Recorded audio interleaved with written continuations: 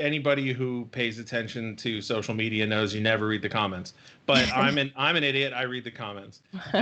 So Kelly, what do you say to the inevitable sort of angry feedback that says, stick to sports, or, this is all too much and I don't want to hear about it? What's your response to that?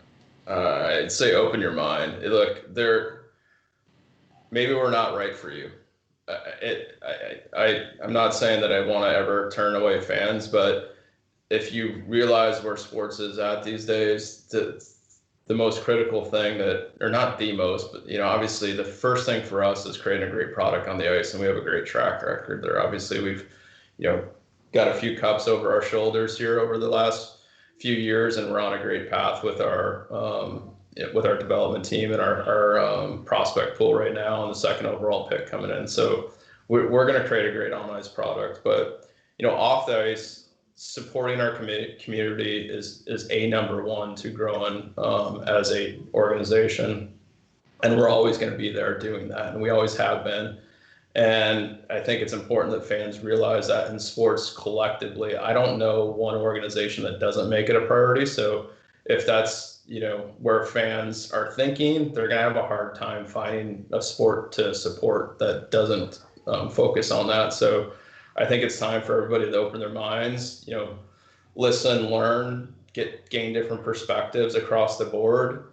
But I think more passionately, and this is where I'm at, Jesse, as the Los Angeles Kings, going back for 53 years now, we're an organization that's grown from within the city, and we've always been a scrappy fan base that had to introduce new fans to grow within Los Angeles in a non-traditional hockey market. And, we grew from people bringing new fans to the game and introducing the sport the way that, you, Jesse, and you, Blake, both just talked about, your own personal experiences.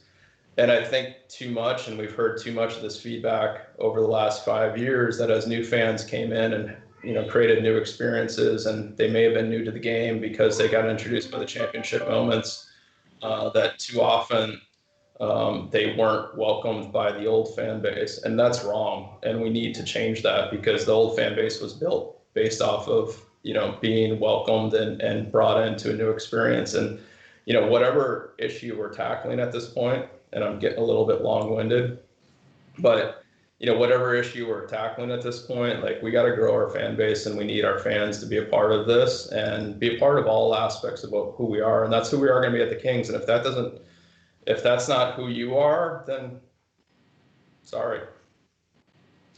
Like, I want to add a twist to the same question to you, as not only a member of a front office, but also as an athlete who's played in these leagues and who's played in these games.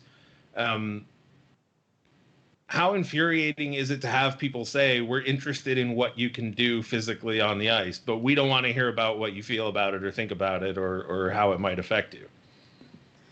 It's ridiculous. I mean, ask LeBron James. It's ridiculous.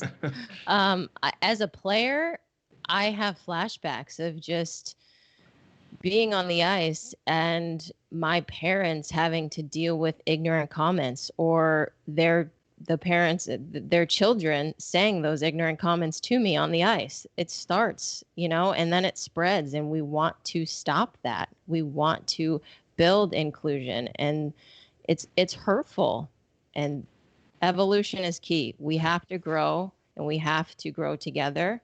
And if that takes weeding out the people that aren't a good fit, then, as she said, sorry.